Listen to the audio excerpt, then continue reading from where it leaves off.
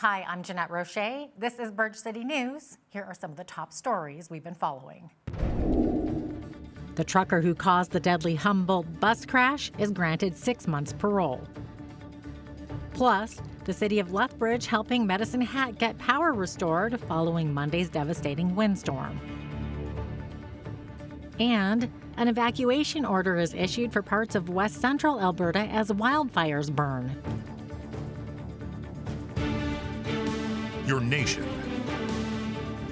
your province,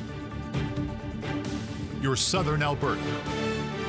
From the heart of Lethbridge, it's Bridge City News with Jeanette Roche.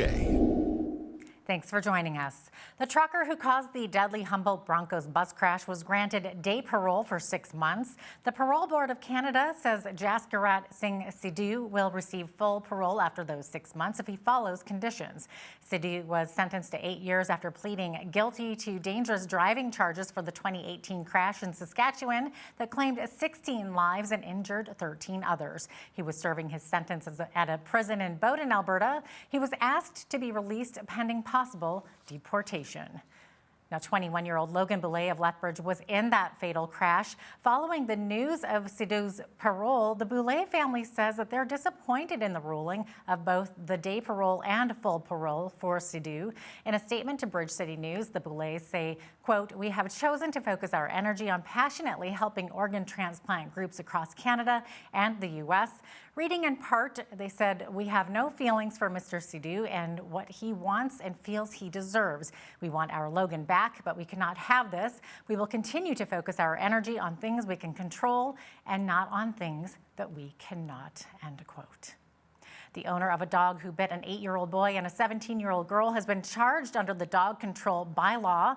On July 13th, Lethbridge Police, along with Community Animal Services, responded to reports of 2 dogs escaping their yard and running loose in a school playground where a summer camp was taking place.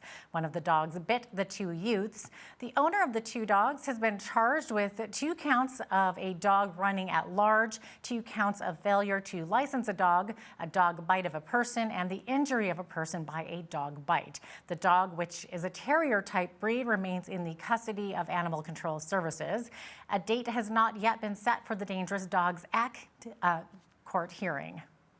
Albertans living with diabetes may breathe a sigh of relief. The province has canceled a proposed change that it was going to make to its insulin pump therapy program. Earlier this year, the government of Alberta had made shifts to how insulin pump benefits are provided to Albertans living with diabetes. Health Minister Jason Copping says diabetics will now have access to newer pump models, and coverage will continue to be provided for those for glucose monitors to children and youth through the province. I am putting together a diabetes working group to review how our healthcare system addresses the needs of Albertans living with this chronic disease. The working group will review the province's entire diabetes care pathway, including the roles of primary care physicians and other clinicians in the diagnosis and treatment of patients living with type 1 and type 2 diabetes. Their work will identify the current gaps in the system and identify any ways our current system can be improved. The working group will include representation from patients and their caregivers, diabetes organizations, health professionals, researchers, and others. Now, in response to this, opposition leader Rachel Notley said on a Facebook post that, quote, "If insulin pumps are life-changing and life-saving for Albertans with type 1 diabetes, with the rising cost of living, now was the worst time to cancel the insulin pump therapy program. Thank you to all the Albertans who forced the UCP to back down from this cruel and short-sighted plan," end quote. Alberta Government House Leader Jason Nixon says he doubts controversial legislation proposed by UCP leadership candidate Danielle Smith would pass in the legislature. Nixon says the Sovereignty Act proposed by Smith would not only be illegal, but it would be bad for business because it overpromises what it cannot deliver. Smith is one of the front runners to replace Jason Kenney in October. She says if she wins and becomes party leader, she would introduce a bill granting Alberta the power to refuse to enforce federal laws or court decisions it deems an intrusion on provincial rights or a threat to Alberta interests. Federal Conservative leadership candidate Pierre Poilievre is facing a $50,000 fine if he doesn't show up for a third debate next month. The perceived front-runners campaign issued a statement this afternoon indicating Poilievre would not participate after taking part in the first two official debates in May, plus one put on by the Canada Strong and Free network.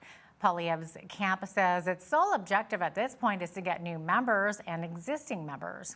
Candidates Jean Charest, Scott Aitchison, and Roman Baber have expressed support for another debate, while Leslyn Lewis's campaign said she would attend as required. What does Canada need to do to export Canadian oil and natural gas to places that desperately need them overseas, like Germany, which has become so dependent on Russia's product? Well, according to Lethbridge MP Rachel Thomas, everything possible. When countries like Germany are not provided with a resource from us, oil and gas from us, they will have to turn to places like Saudi Arabia or Venezuela. And I can assure you that they do not have the same environmental standards. They do not have the same human rights track record. They do not have the same high-paying jobs. They do not have the same ethical standards that we have in Canada. And so if we truly do believe in making a difference for the environment, in making a difference for people, then we should be developing this industry. Catch my full interview with Lethbridge MP Rachel Thomas following the business news. 2 people have been charged following a drug bust in Brooks. Alerts Medicine Hat's organized crime team seized nearly 700 grams of suspected fentanyl with a street value of over $130,000. The bust took place during a traffic stop in Brooks on July 6th. Following the traffic stop, a home in Empress, Alberta was searched where more drugs were located. On top of the fentanyl, police also seized more than 1,100 illicit prescription pills, cocaine, suspected GHB, and over $1,500 in cash. 55-year-old Edward Nicholson and 49-year-old Stephen Devonshire face a wide range of charges, including drug possession and trafficking. Nicholson remains in custody, while Devonshire is scheduled to appear in court on July 27th. New mapping from Cypress County, Alberta, shows wide-ranging damage from the July 18th storm, which caused extensive damage outside Medicine Hat near Highway 523, also known as Wholesome Road. At least 21 residences were in the hardest hit area of the storm, with buildings either severely compromised or destroyed completely. Monday's storm has left not only physical damage but trauma to residents, and the county has an agreement in place with Medicine Hat Family Services to cover 3 counseling sessions through the end of September for those directly impacted. The Canadian Red Cross continues to assist families in need, including 3 who required shelter. Devastating. They lost their homes. I couldn't fathom what they are going through. It is absolutely a tremendous loss, and it's a shock. And as a community, they're working together through it. And the biggest thing is that there was no loss of human life, and we can rebuild, but we can't replace a person. So it is devastating, but we sometimes have to count our blessings too. Lethbridge is lending a hand to help the city of Medicine Hat following that devastating storm that took place. More than 7,500 people are without power. A Lethbridge city official says that they have always had a good working relationship with Medicine Hat and did not hesitate to help when asked by the head of the utility department there. We always have been helping each other out when in need, whether that's materials and shortage of things just in regular day-to-day activities. We did go a few years ago, and I sent a couple crews a few years ago in a windstorm and helped them restore them as well. So I think that's why Josh reached out originally so quick, because it was early afternoon when he first touched base saying, hey, can you in any way possible help us out? So I think it's just the working relationship we've had for the last few years. As of Tuesday, Lethbridge sent a crew of 5 personnel with 4 vehicles to Medicine Hat to help with the aftermath. An evacuation order has been issued for parts of west central Alberta as a wildfire burns in the area. The 200-hectare fire which was discovered on Tuesday, is about 19 kilometers west of Nordig, Alberta. The evacuation order includes several provincial recreation areas, the Centre for Outdoor Education, and Frontier Lodge. A 2-hour evacuation alert is also in place for the hamlet of Nordig, which is about 175 kilometers west of Red Deer. Throughout the COVID-19 pandemic, access restriction at Alberta Health Services sites has been in place to limit the number of visitations and designated family support persons permitted in healthcare settings. Well, those visitor restrictions have now been rescinded at acute care, ambulatory care, urgent care, and emergency care sites. This includes removing limits to visitation and limits to the number of designated family members and visitors permitted per patient.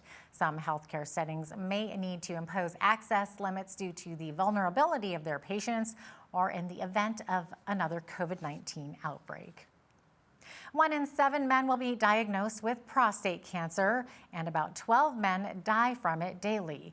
That's why Coaldale's Ride for Dad, a charity fundraiser group, will be hosting the first annual Ride and Rods event this Saturday, which will feature classic cars for the first time.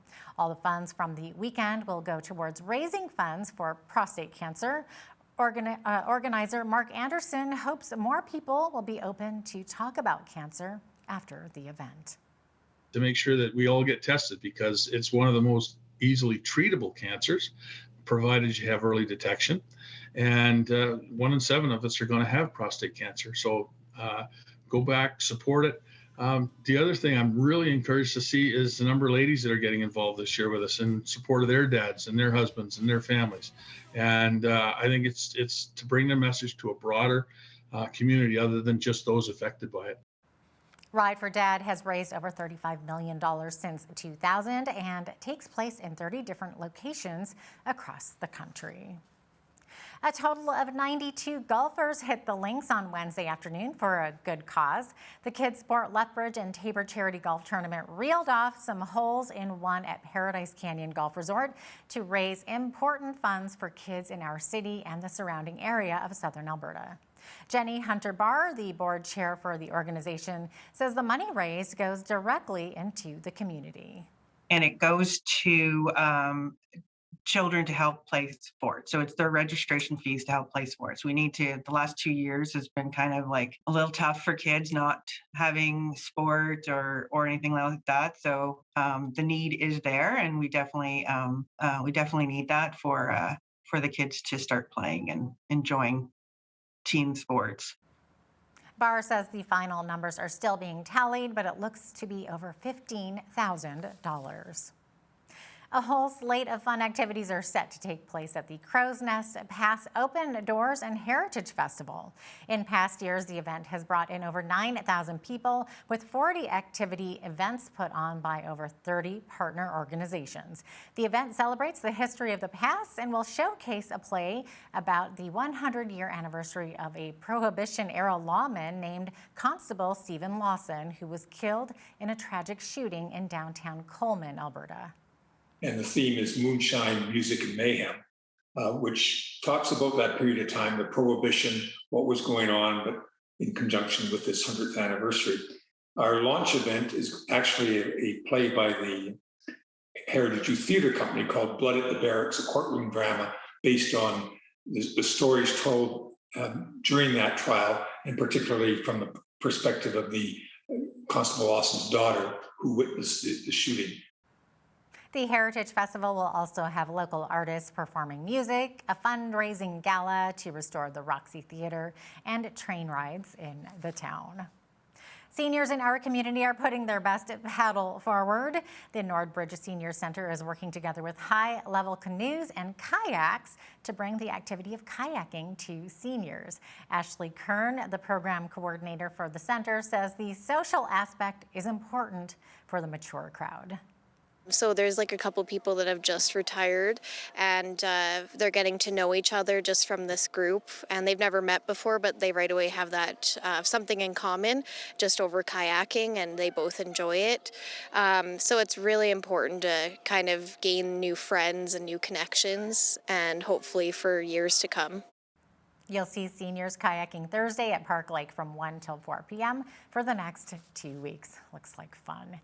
Prime Minister Justin Trudeau says Hockey Canada needs to do an awful lot to regain the trust of Canadians. The Prime Minister says the Federation's decision to cancel a fund maintained by membership fees to settle sexual assault claims is a step in the right direction. He says, however, that Hockey Canada needs to demonstrate transparency, accountability, and an understanding of the situation.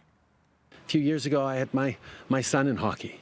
And when I think about the culture that is apparently permeating the highest orders of that organization, I can understand why so many parents, why so many Canadians who take such pride in our national winter sport are absolutely disgusted by what's going on. And certainly as a government, we will continue to be unequivocal in our condemnation of what we're learning and mostly in our demands that things change significantly. The organization has been under scrutiny since May when it was revealed that they quietly settled a lawsuit filed by a woman who alleges that she was assaulted by 8 unnamed players. The largest active wildfire in Texas is the 4,000-acre Chalk Mountain Fire, which is located around 80 kilometers southwest of Fort Worth. Even with the dry and windy conditions, firefighters are trying to gain the upper hand. What crews are working on right now is we have both aerial support and crews on the ground. The crews on the ground are working both the eastern and the western flanks of the fire. So they're working up with dozers to secure that line, make sure that, it's not going out of the boundaries of where we want the fire to go. Well, several provinces are sweltering under heat warnings that will see temperatures soar into the 30s this week. Here in Lethbridge, it was another hot one with a high of 30 degrees and a humidex of 33. But will it stay or will it go? I'll have a full look at the weather forecast coming up right after the break. Stay with us.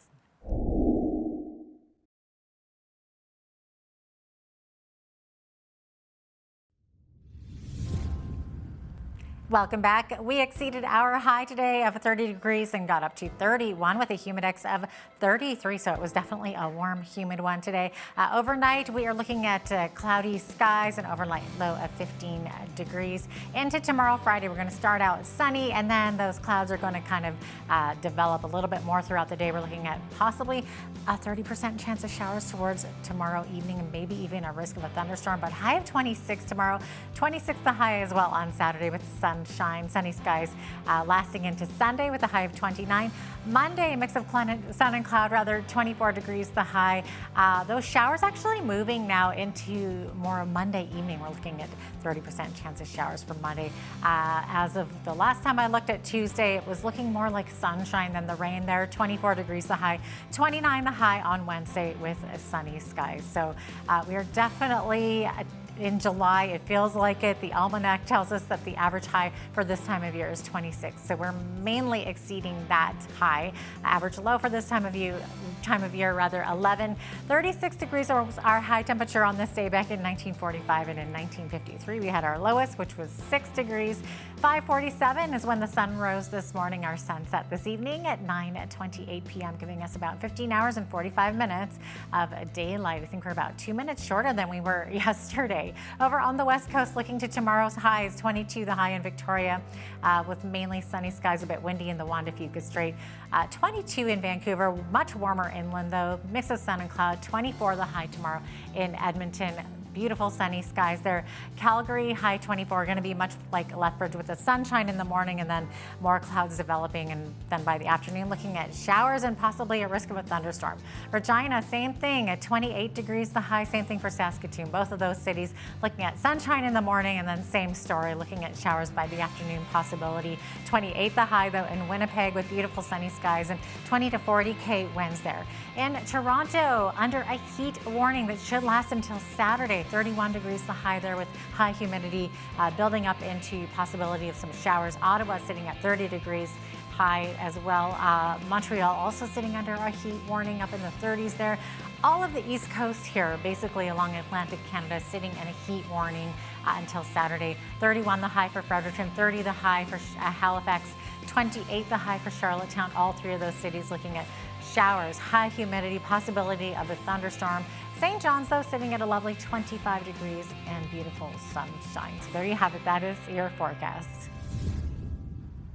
Trucking and logistics company Mullen Group is reporting a second quarter profit of $42.7 million. The Alberta-based company nearly doubled its profit compared with a year ago. Company officials say revenue was up 67% with the record levels, powered by acquisitions, general pricing increases, fuel surcharges, and steady customer demand. Tesla's second quarter fell 32% from record levels in the first quarter. Officials say supply chain issues and pandemic lockdowns in China slowed the production of its electric vehicles. The Texas company, however, still surprised Wall Street with a $2.26 billion net profit for the quarter. Tesla stuck with the prediction of 50% annual vehicle sales growth over the next few years. The outlook remains unclear for the status of a natural gas pipeline from Russia to Europe. Natural gas began to flow again following a 10-day shutdown for maintenance, but the flow through the Nord Stream 1 pipeline remains well short of full capacity. That leaves Europe still facing the prospect of a hard winter and uncertain Russian gas supplies. The European Commission has proposed that its 27 nation members cut their gas use by 15% over the coming months. And now here's a look at today's markets. The TSX was up 42 points on the day to finish at 19,062. The Dow was up 162 to 32,036. The S&P 500 was up 39 points to 3,998. And the Nasdaq was up 161 to 12,059. West Texas Intermediate Oil was down 331 to 96.57 US per barrel. Natural gas was down 13 cents to 7.87 US. Gold was even at 17.1881 US per ounce, and silver was also even at 18.86 US an ounce. Feed wheat is at 11.57 per bushel, barley $8.60, canola is at 18.07, and corn is at 10.49 per bushel. Live cattle were down 3 cents to 135.73. Feeder cattle were up 45 cents to 178.28. Lean hogs were up $1.43 to 116.30. And the Canadian dollar was even over the past 24 hours at 77.71 US.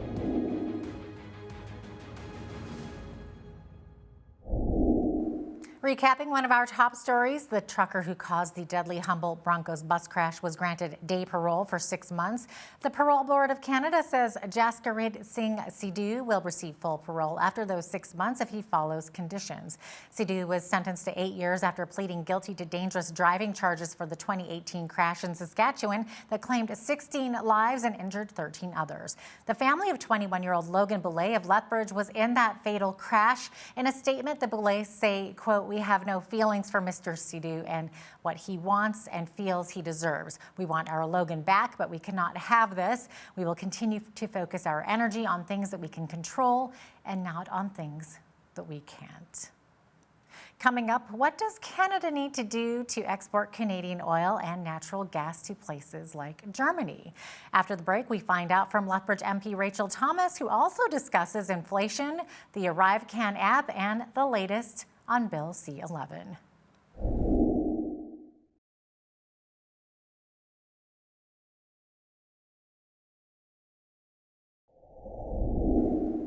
These are unsettling times with inflation hitting people hard and resulting protests going on around the world. How well is our federal government handling the challenges? Well, joining us to discuss this is Rachel Thomas. She is the Member of Parliament for Lethbridge, Alberta. Rachel, welcome to the show. It's so great to have you back with us. Thank you so much, Jeanette. It's great to be here with you. Oh, thank you. Okay, so Rachel, inflation continues to drive prices up for Canadians. We're all feeling it, and it's making it a lot more difficult to keep our heads above water. So financially speaking, especially for those in the lower income brackets, any thoughts on how we got here and how to get out? Yeah, for sure. It's a great question. And certainly it's top of mind for all Canadians. I don't think they need a whole lot of, official stats or experts speaking out on this. They feel it day to day in their lives, and just being able to afford food and gasoline and the necessities of life. And so I'm certainly hearing from many constituents in my area who are speaking out about this. One woman wrote to me and she was telling me, she's got a great paying job. And in the past, she's enjoyed, taking several trips over the summer and being able to enjoy life and relax a bit with her family at a lake. But this year, she said, just with the cost of everything, it's nearly impossible. And so she'll just be staying home and that'll be that. I've heard from seniors who are having a hard time making ends meet because, of course, many of them live on a fixed income. And when your income is fixed, but the cost of living goes up, of course, that becomes very challenging. I've heard from those who have a disability, they're in the same boat. They're living on a very small stipend, oftentimes, but still having to make that stretch through all of the necessities that they require. So it's certainly putting people in a really precarious situation. And you asked, how did we get here? What caused this? Why are Canadians, experiencing these unfortunate times? And I would say there's a couple of things. One would be, the Prime Minister made a decision to pump the economy with printed cash. In other words, basically fake money.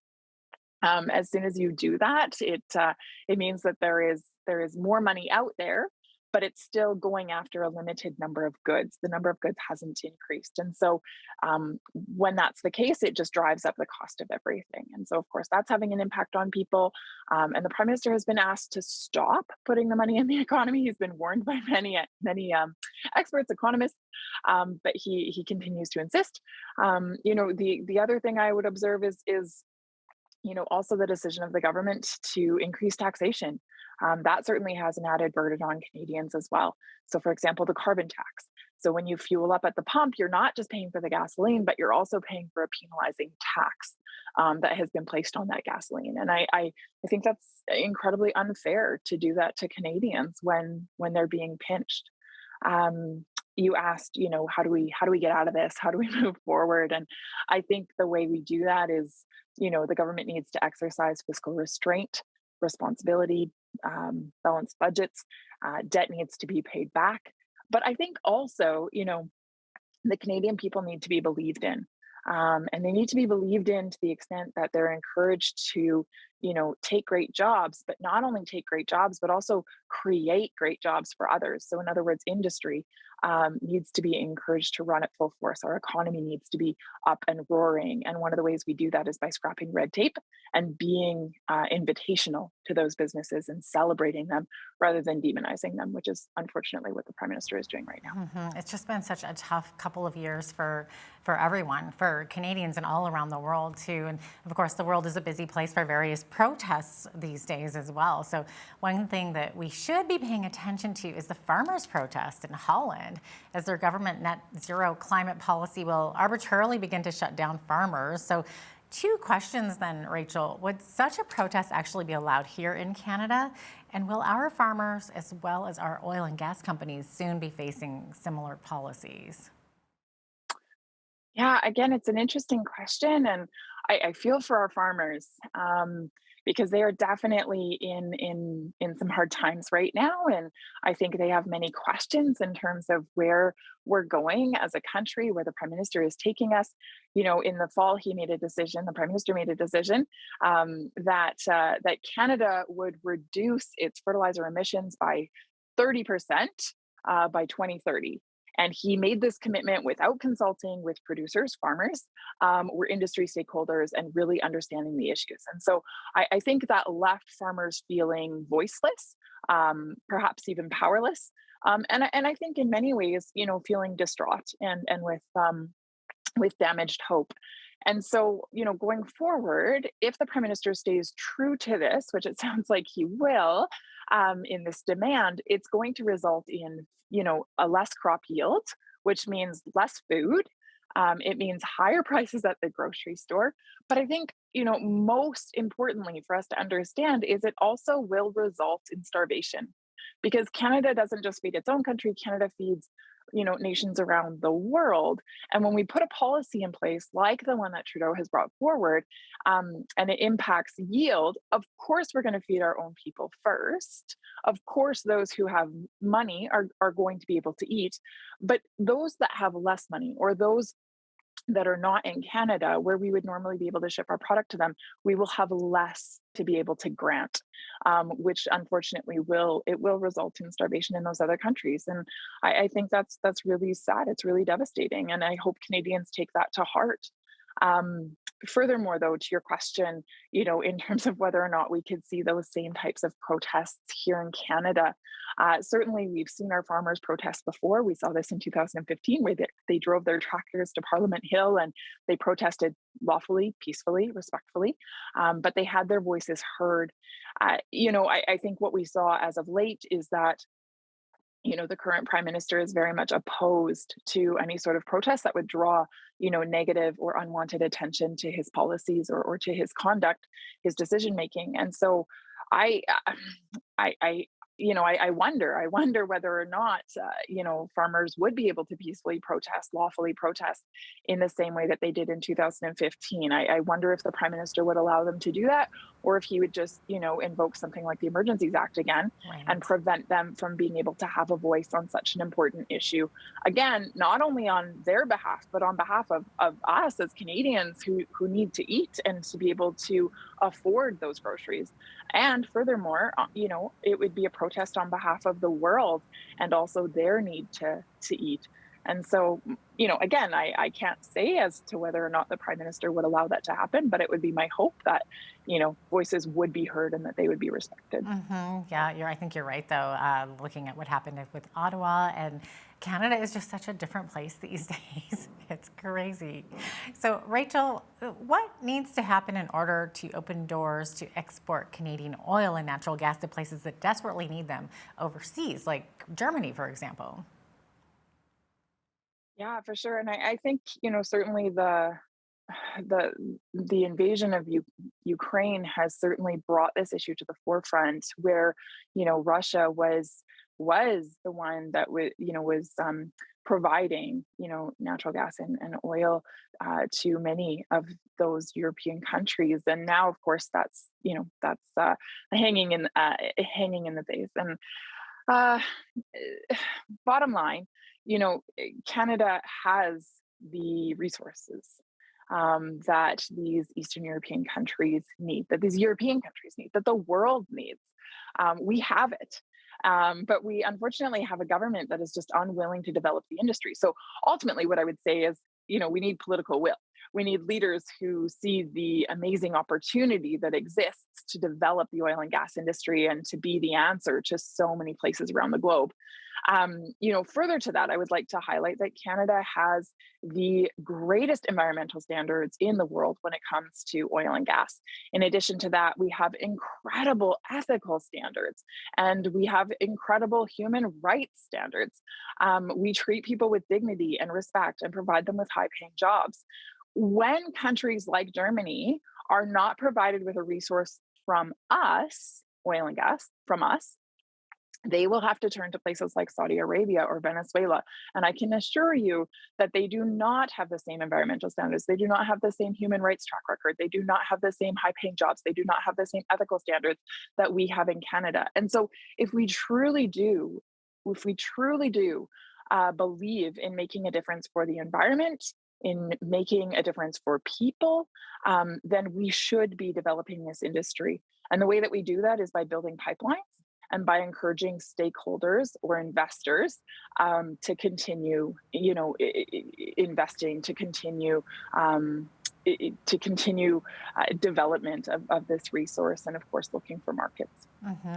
Okay, switching gears here, Rachel, what's the latest on Bill C-11, the internet censorship bill, of course, as it's known, and this could, of course, limit what everyday Canadians can see, hear, or say online? Again, I really appreciate the question. Bill C-11, I've invested a lot of time and energy into this piece of legislation and understanding it and fighting on behalf of Canadians and their freedom within the internet sphere. Ultimately, Bill C-11 is a piece of government legislation that will dictate to Canadians what they can see, hear, and post online. It's dangerous. It's dangerous because we treat the internet as a new public square, if you will. It's a place where the exchange of ideas takes place, and we expect that to be able to take place in a free and democratic way. Now the government is saying, well, actually, wait a minute, we'd like to have a say in terms of how ideas are rolled out there and what's acceptable and what's not, and what gets to be seen on the first page of a Google search versus what has to be pushed back to page 453. We want to determine as the government, what Canadians should or should not view. And so I think that's a really dangerous place. And many experts have come forward and said this puts us down a very, slippery slope toward becoming like they have listed North Korea or China or Turkey, where, people's speech is not free. It's actually very much controlled by the government. And so again, there are many experts that have come forward and warned of these things. All that to say, Bill C-11, it was rushed through the House of Commons. It was forcefully pushed through committee, and then it was voted on. And so it did not, there was not rigorous debate that took place. There was not enough time put on hearing from witnesses or looking at each line of the bill in what's called clause by clause consideration. Instead, it was rammed through. What this does then is, of course, it puts the bill now in the hands of the Senate. And it will be up to the Senate to determine whether or not this bill gets to continue. And so, I guess what I would encourage is I would certainly encourage Canadians to have a say. I would encourage Canadians to use their voices because it matters. Oh, it so matters. And so, connect with senators, make their concerns known. And I have a website set up called killbillc11.ca. And certainly it's super easy there to find all of the contact information for senators. It's just a click of a button. And I would encourage Canadians to fully engage. Okay, thank you for that. Let's switch to tourism for a minute here. So the ArriveCAN app continues to create problems, leaving Canadians stranded and sometimes forcing fully vaccinated, healthy travelers into quarantine. So these delays caused by the app is also hindering tourism, not to mention the airline industry as well. We know all the problems happening there. But so, in spite of this, the federal government is claiming that 99% of air travelers are using the app successfully. So what do you say to that? I say scrap the app.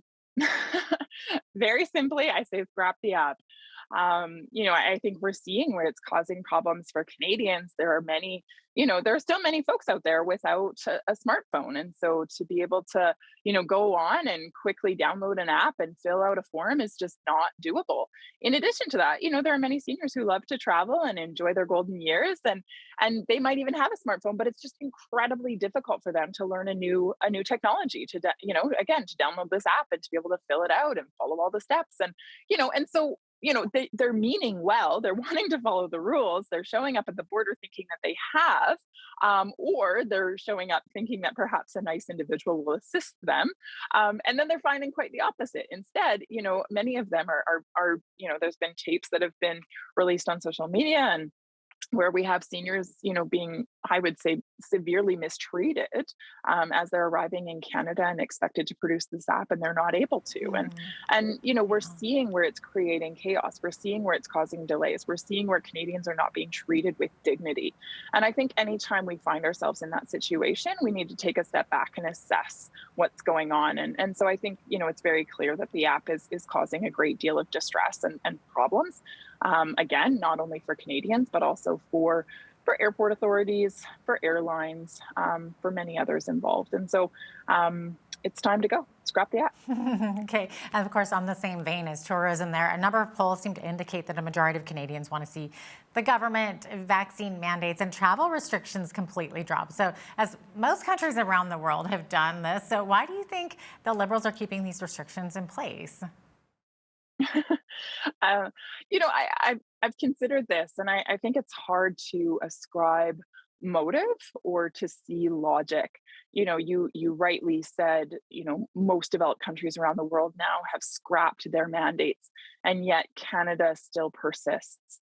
We have numerous mandates in place when it comes to public transit, or transportation, or even engagement with folks in the federal workplace, et cetera. One of the interesting things is that, Mr. Trudeau would like to put forward an image that says, these regulatory burdens are being put in place in order to keep Canadians safe. But what we saw just recently in the last few days was actually that Mr. Trudeau, in his series of photo opportunities, was actually on a train with a group of other individuals and taking selfies without a mask. Well, if a mask is needed for other Canadians to travel safely, then I would think it's also required for the Prime Minister. And, further to that, I would also expect the leader of our country, the highest, position in the land, if you will, I would expect him to lead by example. And so I think what I observe in that then, and what I've heard from many Canadians, is they're observing his hypocrisy, and they're observing his commitment more than anything to image and maintaining, a facade in many cases, rather than being committed to the true safety and well-being of Canadians. And so I think Canadians, I think their trust is waning. I think, most Canadians had no problem complying with the regulatory burden that was put on them, or the mandates that were placed upon them, because they saw some sense in them. They thought that it was a way back to normal. But I think at this point in time, many Canadians are just shaking their heads and just kind of, wondering why. And unfortunately, then we're seeing that they have less and less trust in the government. Thanks so much for your time today, Rachel. Looks like we are out of time here, but we always appreciate having you on. Thank you so much for having me. I appreciate it.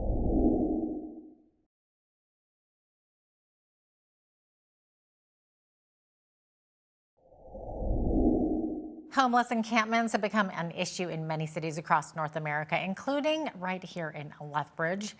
What are some possible solutions, though? Well, joining us today to discuss this is Ken Kissick. He is one of the co-founders of Streets Alive Mission in Lethbridge. He joins us now. Ken, thanks so much for joining us once again on Bridge City News. So great to have you. Thank you for having me. Absolutely. So Ken, can you first of all share maybe a little bit about Streets Alive Mission and what you do to help the needy in Southern Alberta? I certainly would thank you for the opportunity. Obviously, with the mission itself, we provide a warming or a cooling center, depending on the seasons. We provide trusteeship. We provide the pin bank, which is the closet for the street people. It's a place of safety. We have a new operation called Care Cuts, so we're providing haircuts to the street population weekly. Again, the trusteeships. We also provide a water. There's a water station, a bathroom, a telephone for them to use. We also have our repurpose center, which is providing for those that are wanting to rehouse the agencies. We do our outreach, which is basically trying to engage with the people, build the relationships, check on them, provide them with a little bit of water, but really we're keeping an eye on them.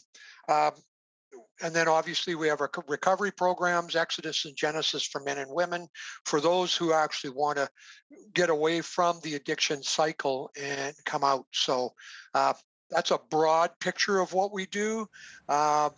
Such important work that you do. It is. Yeah. And so, we probably deal with about 100 people a day. So That's incredible. Okay, so we're talking about homeless encampments, but maybe before we get into that, you have a fundraising golf tournament coming up. So maybe let's talk a little bit about that. We'll give you a plug there. Just quickly, we have our annual Streets Alive golf tournament in support of our Exodus Men's program. It happens this Friday at Land O'Lakes. I was told this morning we have room for 3 more foursomes, but you would need to call today before they fill up. And we're very excited about the tournament. It's a good opportunity to get a bunch of people together to raise some money for a very needed cause. It is a very needed cause indeed. Now, Ken, what kinds of problems typically arise when we see homeless encampments set up in various areas around the city? I think one of the things to remember is that this year encampments seem to be on the increase, and they are. But really, that's a big community problem. And one of the things that we fail to realize with Lethbridge, we talk about the city of 100,000 people, but really our business draws 400,000 people. And so we have those kinds of problems. Now, encampments, obviously things that happen with them is you see an increase in crime. You're going to see an increase in needle debris and some of the behaviors that come with it. But again, we're dealing with a population that has no place to go, and so they are simply living rough. That's putting it mildly. Absolutely.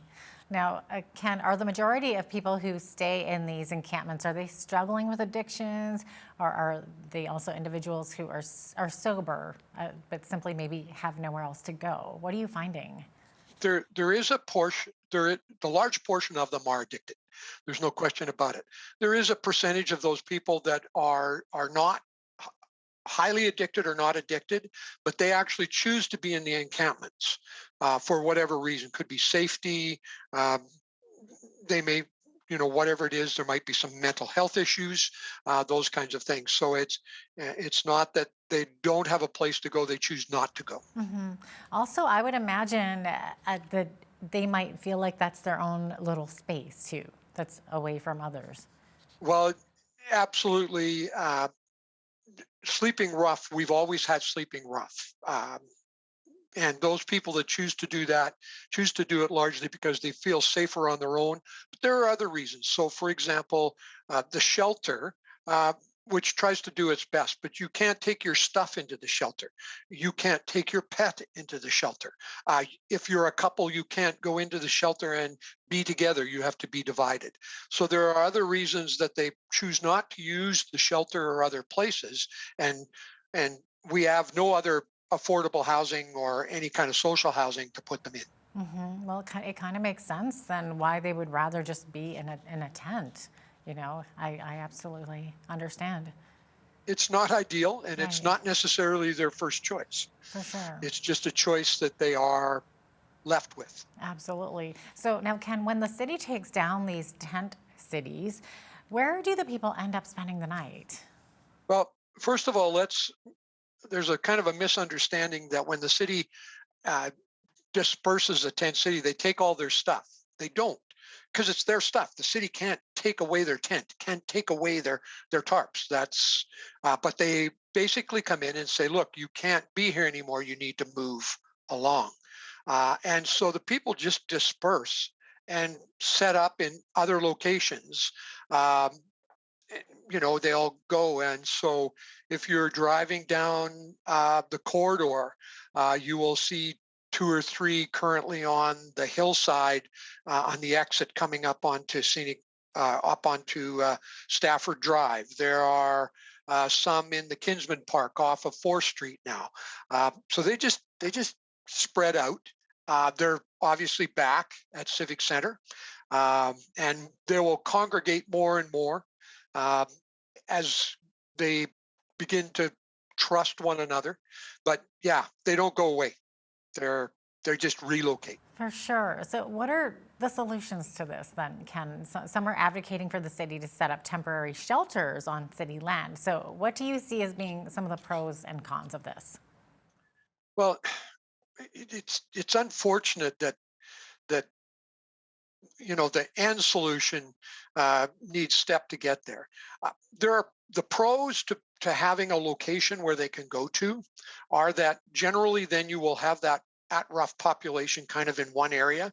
So for monitoring them and working with them, it's a little easier than we have now where we've got to go to 6 or 7 different sites. However, when you congregate them, your crime goes up, and crime includes things like sexual assault, abuse, violence. You had the issue with the shooting. So you got more people in one area, you're going to have more tension. Mm-hmm. So, that's a con that's the pro and the con. So, and really it's difficult. We need an overall arching solution that will get us from A to Z. And that takes a lot of effort and a lot of collaboration between community, the citizens itself, the levels of government, and it's expensive. Mm-hmm. I'm sure there's a lot of red tape there too. A lot of red tape. Mm-hmm. The unfortunate part of it is some people just want them to go away. Don't let them in town. Mm-hmm. That's not a solution. Okay. the solution is to begin asking ourselves the questions of why do we have encampments, and then if we understand why we have them, then okay, that's fixed the problem. Kind And of that obviously chicken and egg solution. well, yes. The reality is it is a chicken and egg solution, but we're not asking the right questions. Interesting. Okay, now Ken, Streets Alive has a recovery program for both men and women, along with temporary housing, as you mentioned before. So how successful has that been so far? It's extremely successful. We have obviously we have our failures, but overall we have a large amount of success. We celebrate 90-day, 120-day, 6 months, 1 year people that are sobriety. We actually have people at 3 and 5 years now. We have people that have returned to families, men who had lost their ability to visitation with children that now are back being fathers. Wow. We've had women who have recovered the rights to their children. So it's not just helping people out of addiction; it's helping restore family. Okay, it's a long process, but we are extremely successful at it, and we just want to continue to do it. Okay, so with that said, would you like to see programs like that expand? And if so, where would the money come from to do so? Well, I mean, obviously for us, we would love to do more of what we're doing. Okay, for us, we would prefer private sector dollars. Private sector dollars allow us the freedom to do the things that we believe we need to do in terms of our faith and what we know will create the right outcomes, which is really how do you deal with trauma? You have to heal the trauma, and there is only one healer. The government is attempting to do what it can do. We have the new Lethbridge Community Center that's out by the jail that should be up and running by next year. But again, people need to be moved into recovery now because the drugs are deadly. Absolutely, they are. Now, Ken, if the government does end up providing more affordable housing units, will this actually solve the problem, or do the root issues need to be addressed first? More affordable housing units are part of the solution, but no, if we don't go after the root, then the problem just continues to grow. It's not that it stops growing; it grows. Addiction is a horrible thing, and with what's been going on in the world with COVID and now with inflation, more and more people have less and less hope, and that drives them into addiction. So yes, we do need more affordable housing, but we also need the pillar where we're actually treating the problem. Yeah, like you were mentioning before with the chicken and the egg, absolutely. So yeah, to what degree have you found that mental health issues play a role in homelessness? This is another chicken and an egg thing, because what came first, the mental health problem or the addiction? A lot of addicts have mental health issues, and so it's kind of a twofold thing. But certainly, whether the root for an individual is mental health or whether the root for an individual is an addiction, we still have to treat that root. Most addictions are based in trauma of one form or another. And that's what we have to go after. We have to have trauma-based recovery programming that will get to the root issue and then free the people up. Mm-hmm. And should that start at the government level? Like, what should the government be doing to address that issue? John F. Kennedy said, we should not be asking what the country can do for us, but what can we do for the country? For me, the church needs to ask itself, what can we be doing for the people in need? Not what can the government do for them? I firmly believe, and have done this for 30 years, because I believe the answer to a lot of our social problem lies within the power of the people of the church, the people of God who not only have resources, but have the compassion and the understanding that they know that we need to deliver the good news. We need to bring hope to those that have none, and we need to do that at whatever cost it is, because it is the call in our life to bring people to reconciliation. So it's not what we should be asking the government to do. All I want from the government is permission. And other than that, we can do what we need to do with the power of God. Excellent. So Ken, how can viewers get involved to help find solutions to this ever increasing problem of homelessness? I mean, there are 2 or 3 city committees that are currently active. They're actually community committees that the city has requested that are active trying to find solutions. You can reach out to our organization and see where you can get involved. You can get a hold of City Hall and say, what kind of committees can I be on? And it doesn't matter what community you are in. All the communities are faced with these kinds of problems. I'm just saying, become active. Get out there. These are not scary people, but the solutions are going to require a lot of work, time, and energy. But we can certainly develop them and get them there.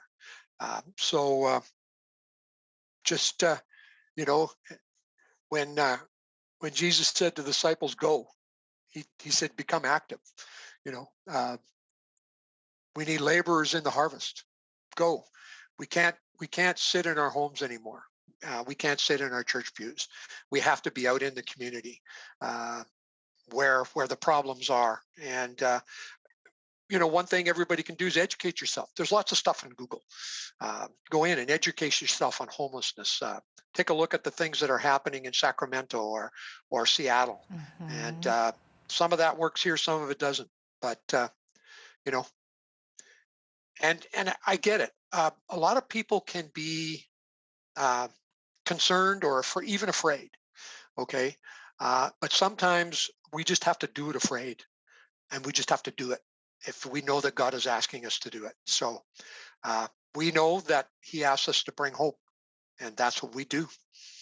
Yeah, definitely. Well said, Ken. It looks like we are about out of time, but thanks so much for being with us today. We really appreciate it.